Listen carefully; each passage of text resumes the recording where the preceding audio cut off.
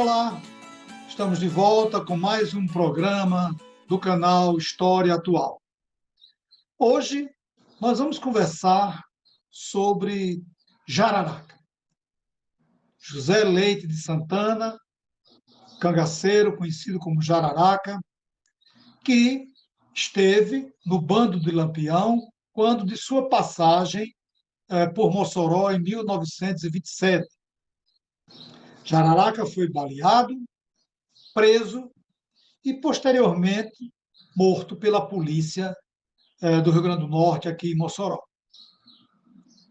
É curiosa a trajetória de Jararaca. Por isso, no programa de hoje, nós iremos conversar sobre esse cangaceiro e também um pouco mais sobre o bando de Lampião, o cangaço, que está sendo tema do nosso canal neste mês de junho. Se você tem interesse, se você tem curiosidade sobre a temática do cangaço, assista, participe.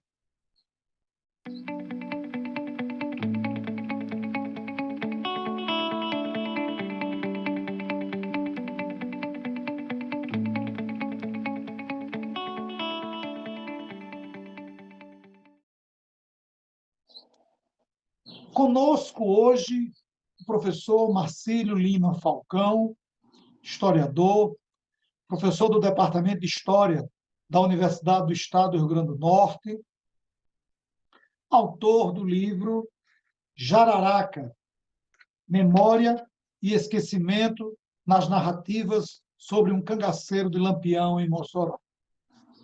É com muita satisfação que o canal História Atual recebe o professor Marcílio Lima Falcão. E você que está nos assistindo, que gosta da temática, que tem acompanhado o nosso canal, dê um like, se inscreva no nosso canal, divulgue a nossa programação, receba semanalmente os nossos programas. Compartilhe com seus alunos, com seus colegas de trabalho e ajude o canal a desenvolver esse trabalho que já vem há um bom tempo. Professor Marcílio, seja bem-vindo, obrigado por disponibilizar o seu tempo em conversar conosco e engrandecer o nosso canal. Para a gente começar, eu gostaria de saber um pouco da sua experiência como professor de História e como a temática do cangaço entrou na sua vida profissional. Olá, Lemuel, colegas, amigos e amigas que acompanham o canal História Atual. Fico muito feliz, Lemuel, pelo convite que você fez em participar agora no mês de junho dessas discussões sobre cangaço, Mossoró, e discutir um pouco, né, sobre um assunto que desde 2005, 2006, eu venho pesquisando e trago para as discussões acadêmicas, mas também abro para grandes discussões de história na cidade e história sobre a cidade. Bom, a minha trajetória, ela começa no final da primeira metade da década de 90, quando eu vou fazer o curso de História aqui na UERN, né? Eu faço o curso de História de 96, 99, e nesse momento que eu estou fazendo o curso de História, eu começo também a trabalhar na rede de educação privada. E lá, dando aula em cursinhos, dando aula em segundos, terceiros anos, eu escutava muitos alunos falarem de um cangaceiro. Um cangaceiro chamado Jararaca, que no dia de finados as pessoas iam ao túmulo, né? Visitar, levar velas, flores. E naquele momento eu me interessei. Eu disse, como pode uma pessoa que teve uma trajetória de fora da lei, visto como fora da lei, ser uma pessoa agraciada com um tipo de justiça que o transforma em um milagreiro, né? Então, isso me deixava inquietante, inquietado, aliás, e eu gostava de ouvir os alunos, né, em colégios como Dom Bosco, do antigo GEL, os alunos falarem sobre isso. E cada vez mais me empolgava e me deu a vontade de visitar o cemitério, né?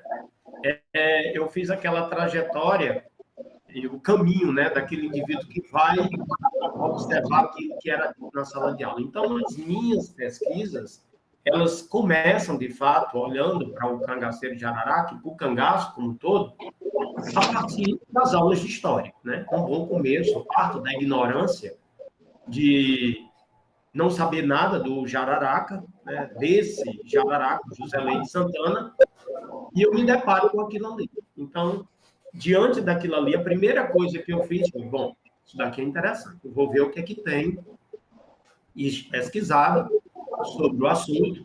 Eu lembro muito bem que ali, final dos anos 90, eu conversei contigo e tu me passasse umas fitas pequenas, né, sobre na entrevistas de Jararaca. Eu disse, bom, vou ver essas fitas e vou botar para frente.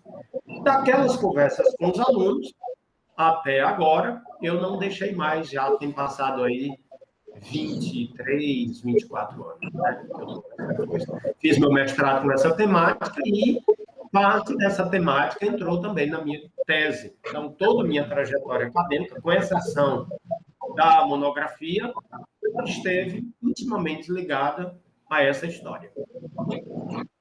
Bem, o seu livro ele é resultado da sua tese de doutorado, isso?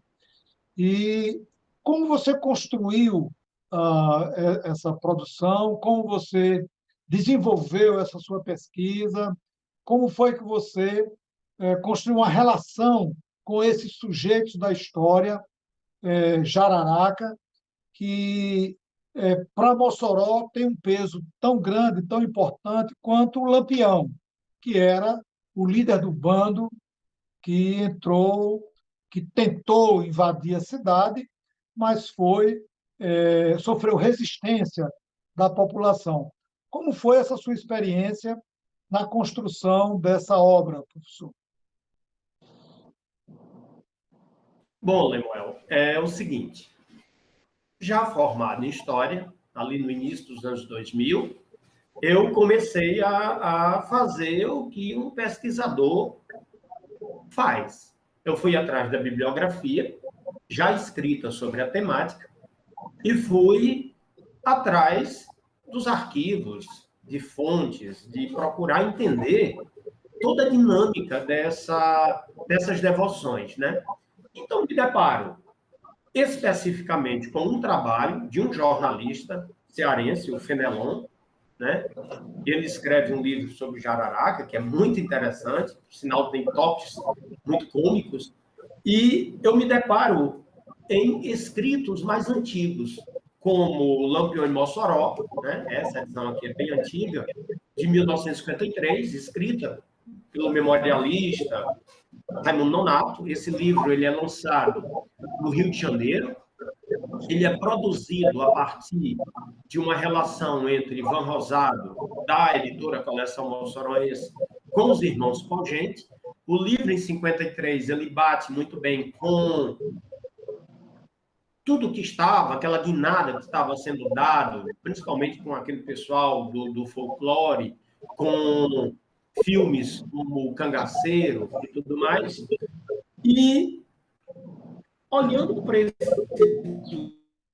livro, depois dos anos 80, um outro livro, que é A Marcha de Lampião em Mossoró, do Raul Fernandes, filho do prefeito da época, Rodolfo Fernandes, né, Rodolfo Fernandes, procurando mais ainda, eu encontro os trabalhos da Marisaura Pereira de Queiroz, o trabalho do Hobsbawm, Bandidos. Então, eu fui montando uma determinada bibliografia, né, da historiografia sobre a temática, e trabalhos mais antigos, né, que tratam com Pedro Almeida e outros mais.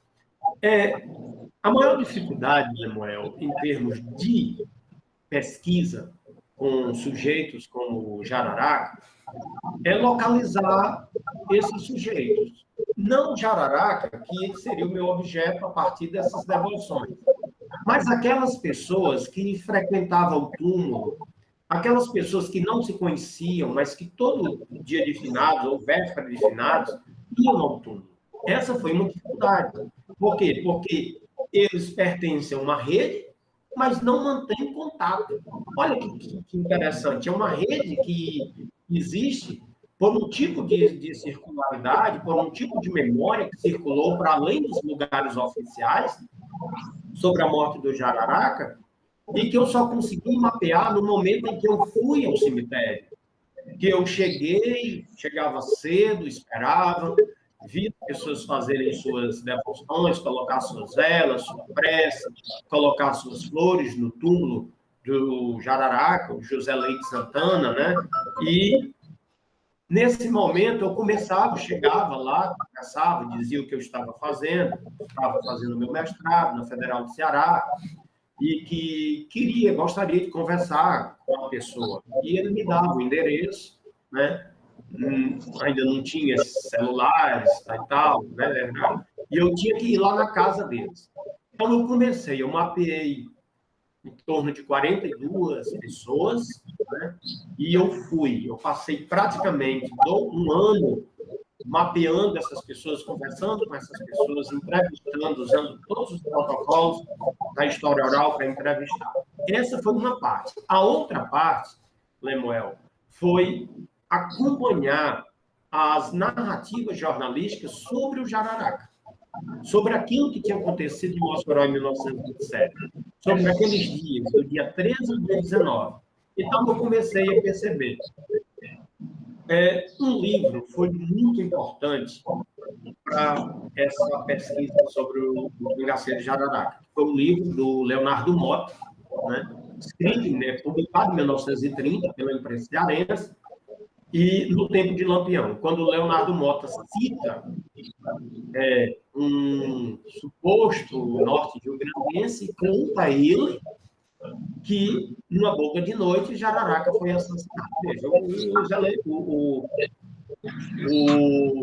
Leonardo Mota, ele joga a deixa, ele joga a corda, ele diz, olha, vocês que se dizem modernos, vocês que se dizem avançados, vocês que se dizem que não compactuam com a política coronelística, vocês justiçaram alguém.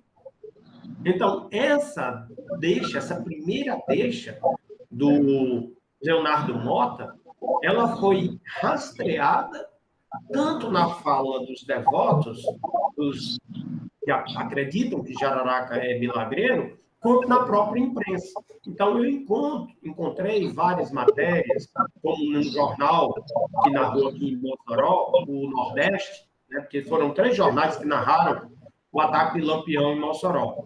O Nordeste, Correio do Povo e o Mossoroense. Tem uma passagem do Nordeste que diz assim: ter piedade, se comover com a morte de um fascínora, é esquecer tudo que ele fez. Veja só. Então, essa fala da narrativa jornalística, ela diz que, naquele momento, no calor da hora, alguém se sensibilizou com aquilo que tinha acontecido com o Zé Leite Santana, o Jararaca. Então, a produção do texto, ela passa, de fato, em uma operação historiográfica, tem uma fonte, tem uma bibliografia e tem uma prática, né, que é a própria escrita. E resultou da dissertação, resultou deste livro, né, que é Jararaca, como você disse, Memória e Esquecimento das Narrativas sobre um cangaceiro de Lampião em Mossoró. Uma trajetória de pesquisa foi essa. Foi muito difícil mapear, foi preciso ler sobre as narrativas sobre a morte, sobre as estratégias, sobre a matriz cristã de base ibérica. Foi preciso pensar muita coisa para chegar naquilo que a dissertação se propôs. Você colocou aí, Marcílio, que visitou várias vezes o túmulo de Jararaca e que teve contato com várias pessoas, de tanto homens como mulheres, que supostamente tenham alcançado milagres ou que tenham ido a visitar o túmulo em busca de um milagre. Né? Ah, você citou aí mais aproximadamente 40 pessoas que você contactou. Pelos seus contatos, pelas suas entrevistas, pelas suas leituras, José Leite de Santana, é, ou Jararaca, é um milagreiro? Bom,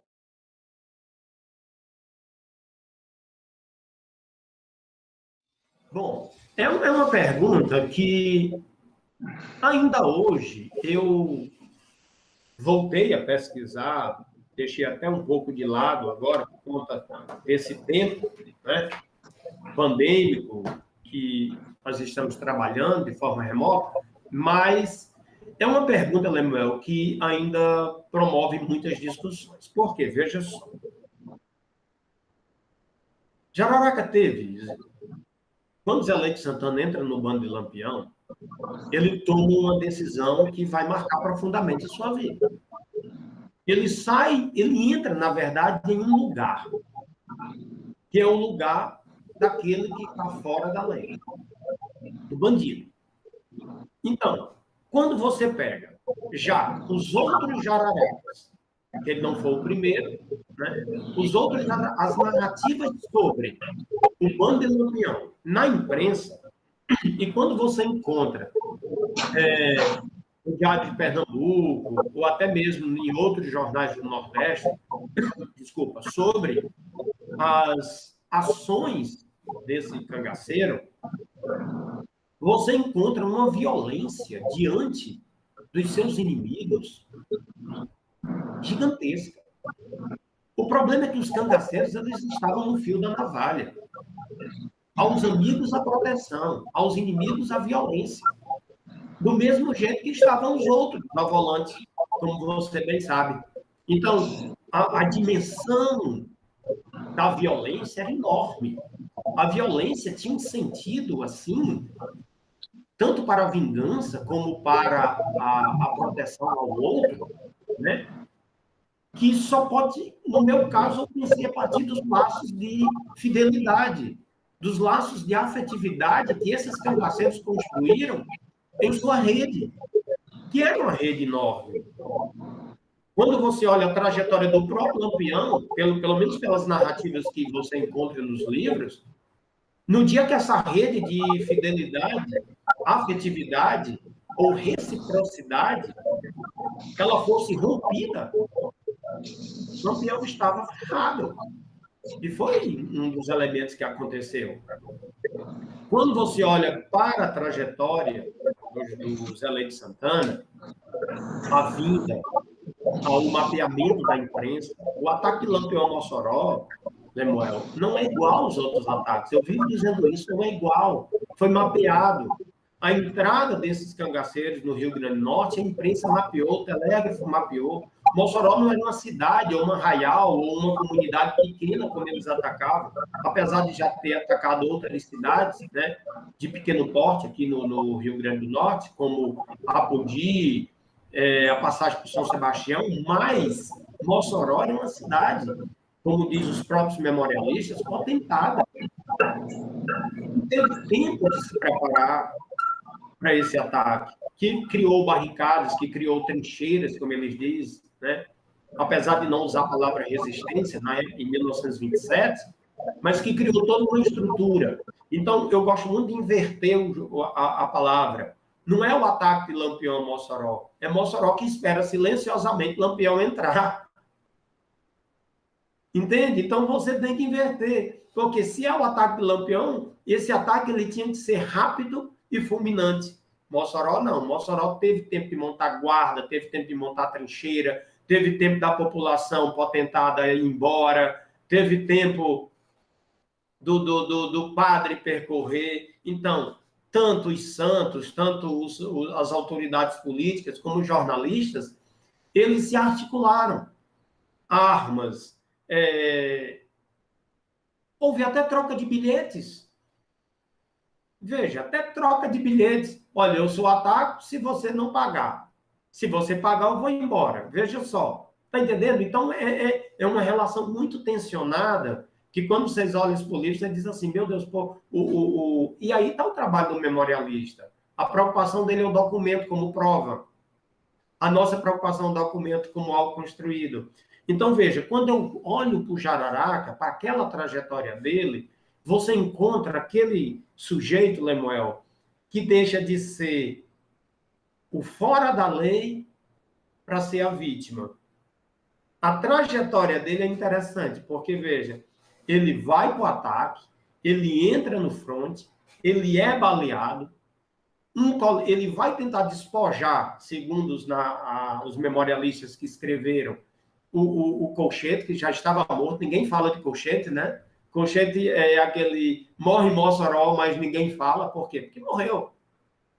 A narrativa sobre o Jararaca é maior porque ela vai render. Então, ele é baleado, ele consegue fugir, pelo tanto o Ramos Nonato como o Raul Fernandes, ele entra em contato com determinada pessoa, essa pessoa o trai, ele é traído, ele é levado à delegacia, ele passa a pertencer e está sob a custódia do Estado. Veja, Lemuel, ele está sob a custódia do Estado republicano, de Mossoró, ele está sob a custódia da prefeitura, sobre o poder público. E o que é que ocorre com ele? Como diz o Leonardo Mota, é preso no dia 14, é transferido no dia 19, dá uma entrevista. Quando você pega a entrevista do Lauro da Escócia, você não sabe se o tipo de entrevista que o Lauro fez, é muito mais o Lauro falando do que o próprio Jararaca. Mas quando você olha para a entrevista, você diz que aquele homem tinha muito a contar, porque ele estava preso. Então, esse a contar, ele tinha muito. Né? Quando toma-se a decisão de levar o Jararaca para Natal, para as forças do Estado, ele vai para o cemitério. Pelo menos é o que está na narrativa. E aí vem todo um arrumado, né, de dizer que a cova já estava aberta, ou que ele cavou a cova, ou que ele foi jogado, ou que ele levou uma pancada, ou que ele levou uma punhalada, que ele estava algemado. Que ele estava algemado, veja, amarrado. Então, o que é interessante em toda essa narrativa, que não é contada nos jornais, mas que é contada pelo motorista Homero Couto, que é contada por Leonardo Mota 3 anos depois da morte do Jararaca, é o que sensibiliza. É um corpo, é um outro que tinha um lugar de bandido, de monstro social, como foi apontado, lombrosiano, como um facínora, mas que se transforma em vítima, que não teve como se defender, que sofreu uma violência e que na hora dessa violência, pelo menos na hora derradeira, ele clama ao sagrado. E isso é contado por quem presenciou. Eu não posso dizer que isso foi como aconteceu, mas nós trabalhamos com rastro, com os indícios, né? Então, veja, é esse momento de se valer o sagrado, de pedir proteção, que abre, como dizia sempre lá na UFC, a chave do sacrário. Uma outra porta. A morte de Jararaca traz uma outra vida, que é essa vida que me interessou na dissertação. Essa vida de milagreiro. E agora, como essas memórias circularam, eu também fiz um mapeamento, e 2 lugares são importantes para a circulação dessa memória. Não são os jornais oficiais das autoridades dos Escócias, não. São os cordéis e a própria memória familiar que foi passado. Muitos dos narradores contaram em suas entrevistas, disseram em suas entrevistas que seus avós contavam, que ele ouvia na infância, que lia os cordéis. Então, existem formas dessa memória ser circular. E é uma memória que necessariamente ficou à margem, mas que existe. Há algum tempo eu não vou ao cemitério, mas ela existe. Então, veja só, essa chave do sacrário, essa outra vida, que muitas vezes no túmulo, você começa a perceber que o túmulo é um espaço amplamente de debate, de embate entre um catolicismo, aquele catolicismo institucionalizado, e aquele outro, né, que diz, olha, é para ter piedade desse. Então, que tipo de justiça é essa? Hoje eu me dedico, quando eu trato sobre a temática, exatamente a esse tipo de justiça. Porque Jararaca passou por um tipo de justiça típica dos anos 20, como foi o caso. Aquele que era fora da lei e não teve como se defender. Eu não estou dizendo que era justiça legal, eu estou dizendo que existia um tipo de justiça que era aquela. Que, como nós sabemos, você é pesquisador, você sabe muito bem, né?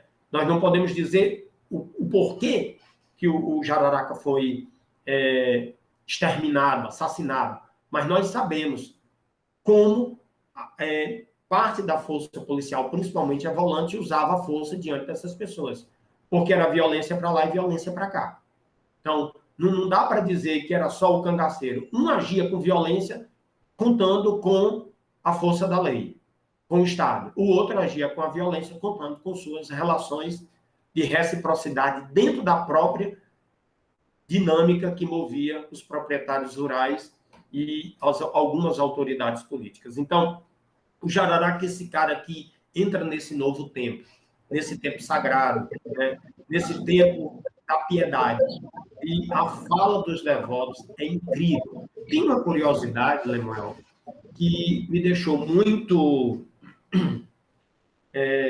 animado para pesquisar, e eu até escrevi sobre. Olha, quando você faz uma prece, ou você faz um pedido a um santo, na maioria das vezes você, claro, parte da ideia, eu fiz um pedido a São Francisco. Se eu for alcançado, eu vou rezar pela paz da humanidade, pelo bem das famílias, por isso, por aquilo. Essas pessoas, como eles usam a palavra, que se apegaram a Jararaca em algum momento de dificuldades na vida, essas pessoas negociam. É como se houvesse uma negociação daquele momento, daquela realidade, entre aquela pessoa e o Jararaca. Elas não rezam para outra coisa que não seja a salvação de Jararaca. Então, isso é muito legal, porque, veja, Jararaca é um santo que está em trânsito. Eu não sei te dizer onde é que ele está. Está entendendo? Ele está nos corações dessas pessoas, mas essas pessoas dizem, olha, santo é Deus, mas ele está num bom lugar. Mas ele precisa de reza. É como se Jararaca precisasse sempre de reza, porque ele foi justiçado de uma forma terrível, morreu de forma aperreada, mas as pessoas também nunca se esquecem do que ele fez. Então, é para purgar aquilo que ele fez e, ao mesmo tempo, para ajudar aquela alma inquieta, aquela alma que teve uma morte, aquele corpo que teve uma morte aperreada. Então, eu peço algo a ti e, em retribuição, eu rezo para você se salvar. Então, é uma coisa que eu não encontrei nem no trabalho da Kessia, nem em outros trabalhos, é justamente esse jogo que existe entre quem pede e quem oferece, né? Eu acho isso, assim, muito legal dentro da cultura popular. E as pessoas vão lá pedir uma série de coisas, pedem para o time ganhar, pedem para o filho melhorar, pedem aposentadoria. É como se os santos que estão nos altares muitas vezes não comportassem aquelas vidas que necessitam de cada vez mais. E, sem esquecer, que o Jararaca, ele permanece no imaginário por uma série de outros motivos. é o túmulo mais visitado, então é algo exótico no cemitério. São os espetáculos públicos que se faz apresentando Jararaca, né? É a própria teatralização dessa memória que se construiu aqui nessa cidade.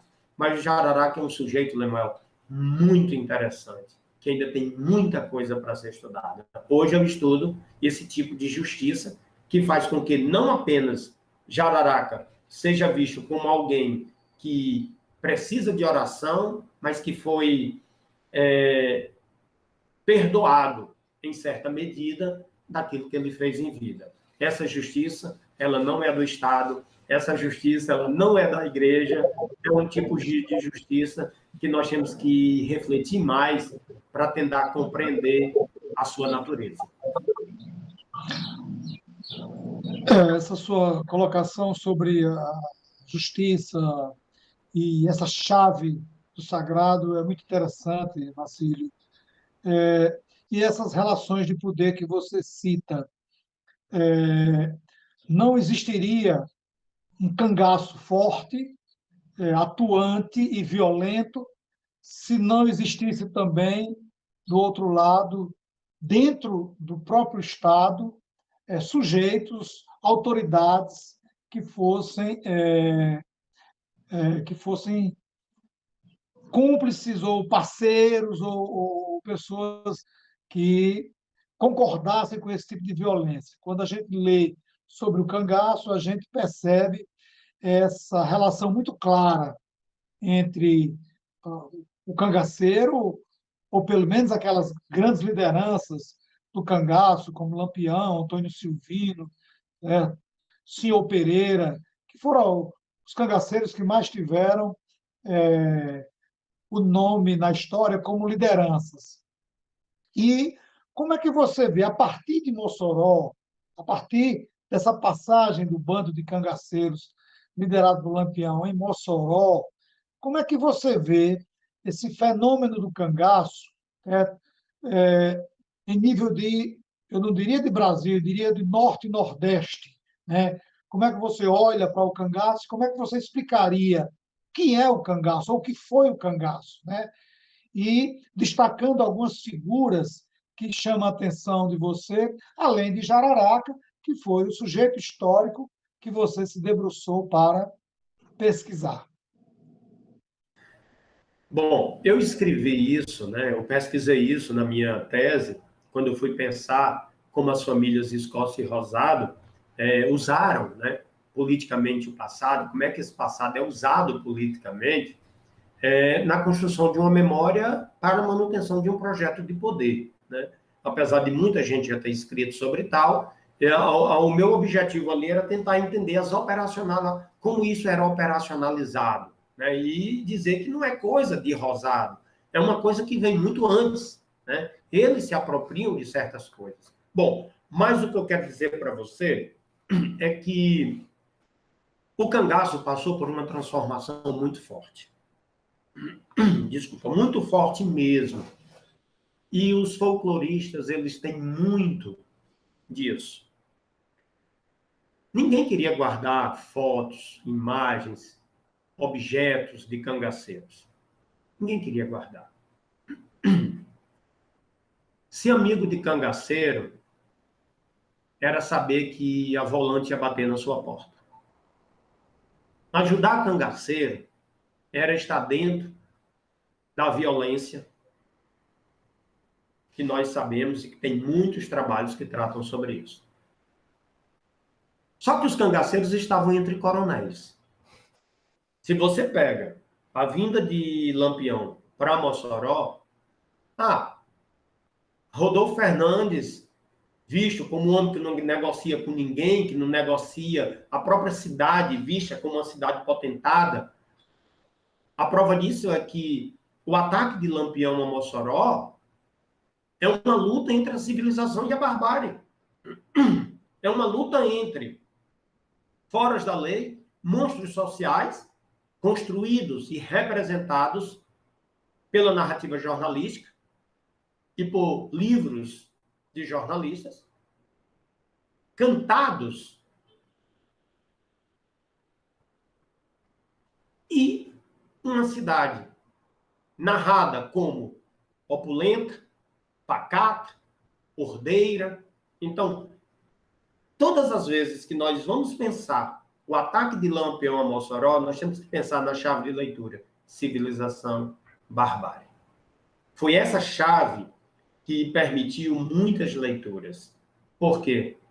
Porque a mácula do ataque ou da defesa foi o que fizeram com Jararaca.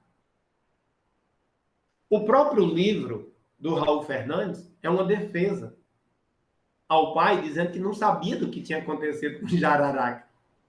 Se você ler direitinho, quem manchou a narrativa gloriosa da defesa da cidade, da civilização, contra o que eles chamavam de barbárie, foi a barbárie que eles cometeram com o cangaceiro Jararaca. Por isso que ele está no centro das discussões.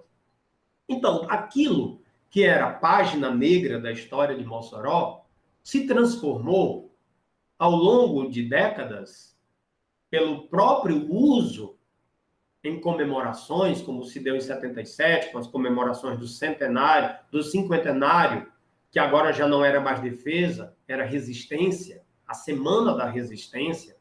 Eles começam a semantizar o próprio ataque. Já não se fala de ataque, se fala de resistência, se fala de heróis. E esses heróis, eles começam a ser construídos memorialisticamente, e o auge dessas comemorações são justamente a construção de espaços públicos para lembrar do ataque e da resistência. Quando você começa a perceber a teatralização e um direcionamento a uma visão turística que a cidade começa a produzir.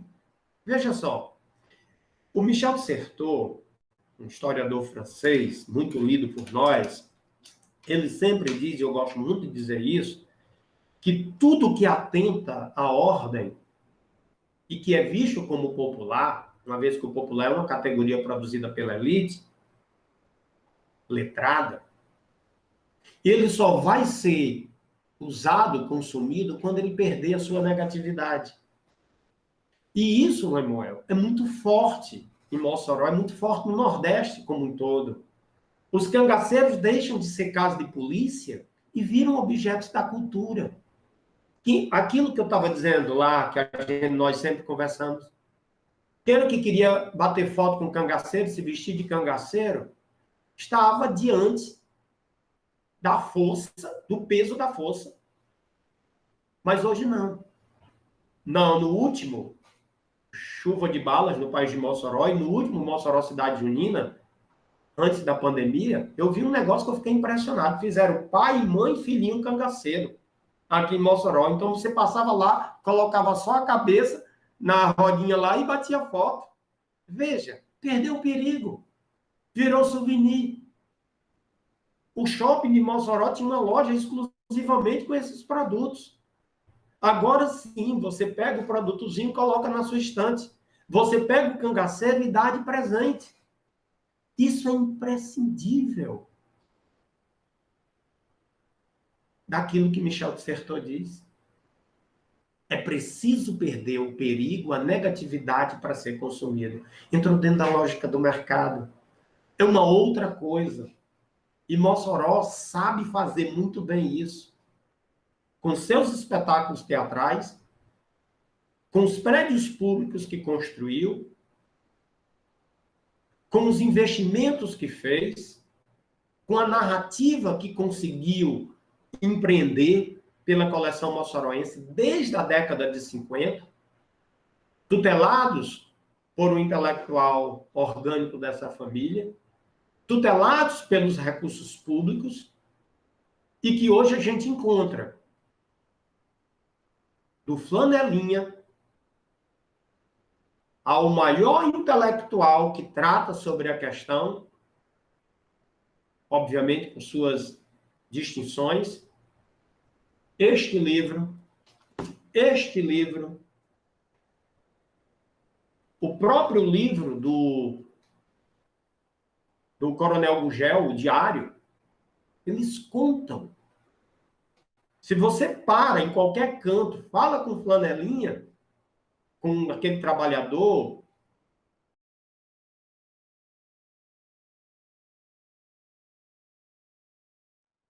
informal, que está ali todo dia batalhando, você diz, eu não sou daqueles aqui, foi a terra que expulsou o Lampião, escorraçou o Lampião.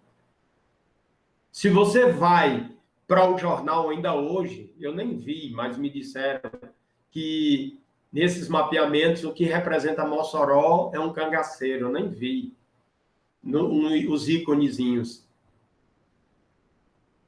Alguns espaços públicos tem lá, como um espaço chamado aqui Arte da Terra. Um cangaceiro e uma cangaceira. Então está em todos os lugares. Aquilo que era perigo, era coisa negra que deveria ser esquecido, foi redimensionado, se construiu uma memória oficial que, por sinal, nunca tinha visto isso, é uma memória que sobrepõe, hoje, a outra grande memória, se não a maior memória que tinha sido construída sobre essa cidade, que foi a libertação dos escravos. Se você chega no Museu Municipal Lauro da Escócia, você encontra mais coisas sobre esta memória oficial sobre o cangaço do que sobre a principal data comemorativa dessa cidade, que é o 30 de setembro, ao ponto de criar um memorial exclusivo para o Memorial da Resistência. E ninguém vai ao Memorial da Resistência ver os moçoroenses que resistiram. Você vai ao Memorial da Resistência ver os cangaceiros maiores, bem vistos, não é assim? Por quê? Porque entrou dentro da lógica do turismo. Então, Lemuel, esses cangaceiros, como diz o Duval, eles foram transformados em seres fantasmagóricos, né? São outros, produzidos e direcionados a determinados empreendedorismos, financiados pelo poder público, cuja memória oficial trata da resistência e busca esquecer aquilo que macula toda a forma de resistência, que é o jararaca. O jararaca é a pedra no meio do caminho, né? Marcelo, nós estamos chegando ao final da nossa entrevista. Eu gostaria que você fizesse as suas considerações finais. Desde já eu agradeço a sua participação, você ter disponibilizado o seu tempo para esse bate-papo conosco. E peço mais uma vez, você que está nos assistindo, que gosta da temática do cangaço, esse mês de junho nós teremos mais uma entrevista sobre a temática do cangaço, para fechar o mês de junho, discutindo o cangaço no geral, a presença, a passagem de Lampião e seu bando aqui em Mossoró, e a fala de Marcílio hoje mostrou claramente como se constrói uma memória a partir de Jararaca, o cangaceiro, que na memória popular virou santo, né? Mesmo que, como disse o professor Marcílio, seja uma pergunta ainda que mereça reflexão para que se possa dar essa resposta sobre o milagre. E, mais uma vez, você dê um like, compartilhe os nossos programas, se inscreva no nosso canal para que a gente possa crescer e possa divulgar mais temas sobre a história, não só de Mossoró, mas a história nacional, também a discussão sobre política, sobre economia, sobre arte. O nosso programa, o nosso canal é um canal diversificado. E agradeço a Marcílio, abro para as suas considerações finais. Lemuel, eu agradeço o convite que você fez, né? Sempre é bom conversar sobre as nossas pesquisas no Departamento de História, no nosso grupo de pesquisa, Minemes, no nosso laboratório de História Oral e Imagem, né? Nós, eu particularmente acredito que o cangaço, enquanto um, um fenômeno, né, rural, marcado pela violência, né? Aqueles grupos que deixavam suas casas, iam viver um tipo viver um tipo de experiência marcada pela violência, tanto dentro do próprio bando, como em relação à polícia, à força volante, tem muita coisa ainda a ser estudada, muita coisa. Já se estudou muito sobre a estética, já se estudou muito sobre a relação da imprensa, mas nós precisamos ampliar os nossos estudos sobre o que fizeram com essas narrativas, né? Como essas narrativas foram redimensionadas dentro daquilo que o Debord vai chamar, né? E eu coloco tudo a mercadoria, sociedade do espetáculo. Então, eu agradeço a você e sempre que você precisar, eu estarei à disposição do canal, discutindo não apenas cangaço, mas aquilo que eu também discuto, né? Outros movimentos sociais no Brasil republicano, religiosidade, a história social da memória e tudo mais. Eu agradeço e digo que tem muitos blogs que apresentam matérias e materiais, fontes interessantes, e que não esquecendo de uma coisa, tudo que os nossos colegas que estão em sociedades, como a Sociedade Brasileira do Cangaço, SBEC, em outros grupos que apresentam trabalhos, que possuem objetos, que montam museus, que investem muito em livros raros sobre cangaço, que se apresentam como historiadores, como memorialistas, como estudiosos, todos esses estudos, que ele tenha uma prática de amor, de afetividade àqueles objetos, né, que ele seja uma espécie de guardião daqueles objetos, o trabalho deles é importantíssimo. Ele nem é pequeno, ele nem é maior do que o trabalho que a gente faz. Porque o trabalho que eles têm, né, os memorialistas, os antiquários, né, aquele que gosta da peça, que guarda, ele está, pelo menos, protegendo aquilo da destruição e que, para mim, nós temos que ampliar cada vez mais os laços com essas pessoas. Elas possuem grandes bibliotecas, né?